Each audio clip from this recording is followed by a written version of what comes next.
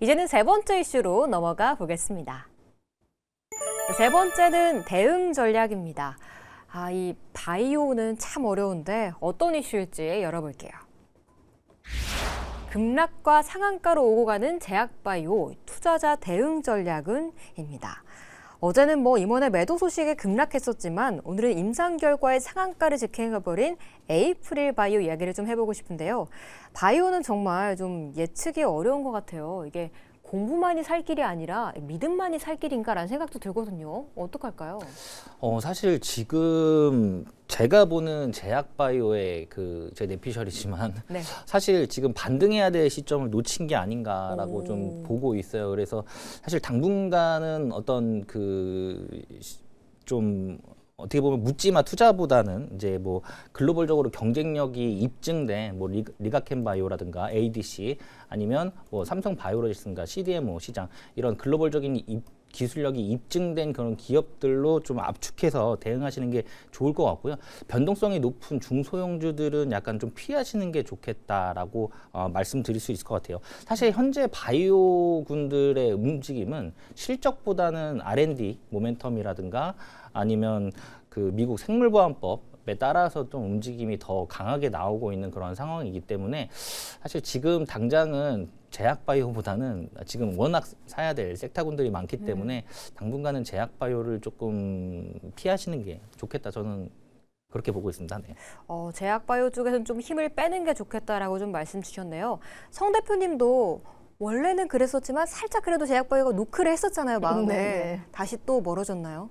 아니 저는 제약바이오는 굉장히 선별적으로 봐야 된다고 생각을 하고 이제 어제 오늘 있었던 이 에이프릴 바이오의 사건 네. 이거를 보면서 임원도 이렇게 에보뮤니 임상 이상 결과를 몰랐다라는 거잖아요. 네. 그럼 얼마나 비밀 유지가 잘 되고 있나. 맞아. 그러면은 투자자는 이걸 어떻게 알 수가 있지? 맞아요. 전 이 생각이 들더라고요. 한편으로는 참 제약바이오 같은 경우에는 투자하기 굉장히 어렵다. 그러면 이제 이런 생각을 할 수 있잖아요. 와, 임원도 이렇게까지 내부 정보를 알지 못하는 이 제약바이오의 기술력인데 그럼 그러면 투자를 해야 되나 말아야 되나? 그러네요. 저는 이렇게 생각을 합니다. 확실한 게 있다라고 하면 이거 같은 경우에는 조금 묻어주는 전략으로 갈 필요가 있을 것 같아요. 뭔가 어떻게 보면 에이프릴 바이오의 사파 플랫폼 같은 경우에는 기술력 같은 경우에는 다들 인정을 하고 있었잖아요. 네. 일단 치료 기간을 줄여주는 플랫폼 기술은 확실히 있다. 근데 이게 어떻게 보면 외부적인 어떤 수급 이슈라든지 안 그러면 다른 데서 다른 악재가 터진다든지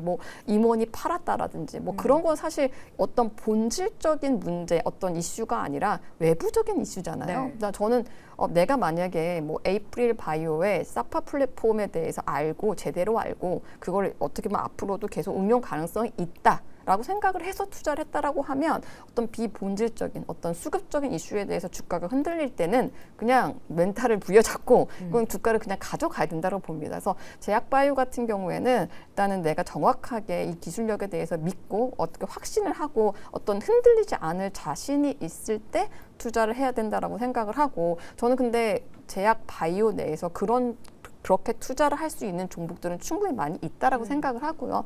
제가 봤을 때 ABL 바이오, 네. ABL 바이오 같은 경우 최근에 이런 악재로 사실은 좀 주가가 하락했잖아요. 근데 만약에 에이프릴 바이오 같은 경우에도 어제 이렇게 임원의 매도가 있었고 오늘 임상 결과가 안 나왔으면 주가가 비슷하게 갔을 그렇죠. 거예요. 예.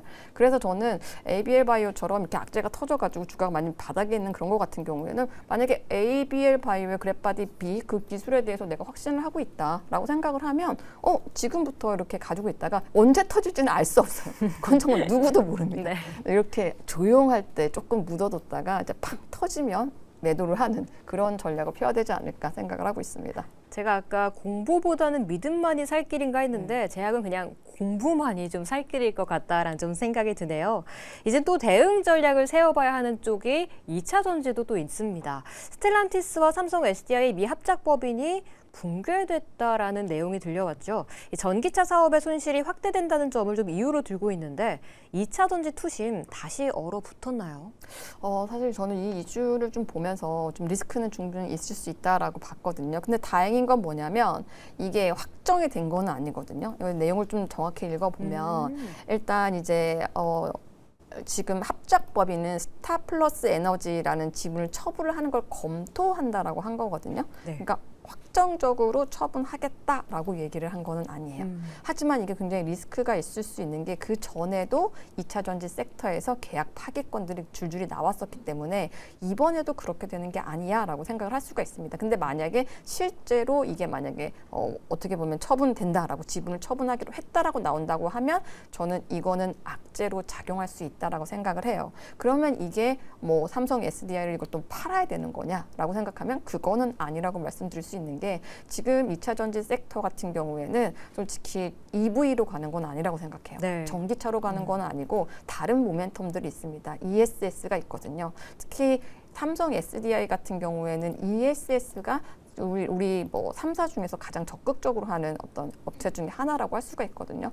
저는 그래서 이게 악재로 작용을 할 수 있지만 만약에 이런 게 나타나서 조금 주가가 많이 급락을 한다라고 하면 오히려 분할 매수할 수 있는 기회가 될 수 있을 것 같다. 그리고 지금 현재 2차 전지는 전기차 쪽 이슈보다는 ESS를 얼마나 더 열심히 하고 있냐라고 볼 수가 있고 제가 이렇게 말씀드리는 것 중에 하나가 일단 지금 삼성 SDS 같은 경우에도 SDI 같은 경우에도 네.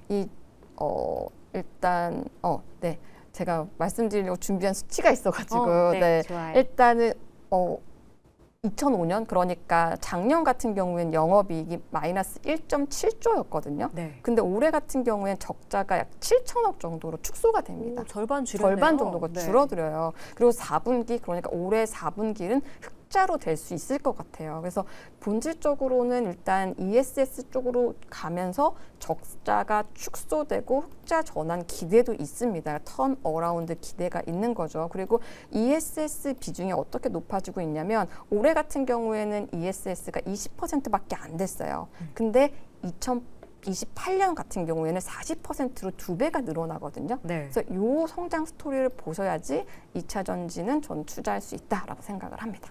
아무래도 EV보다는 우리가 ESS나 뭐 전고체 배터리 같은 새로운 신기술을 올해 모멘텀으로 잡았던 만큼 오히려 이 이슈로 흔들린다면 그건 기회로 삼아도 좋겠다라고 좀 의견 주셨네요.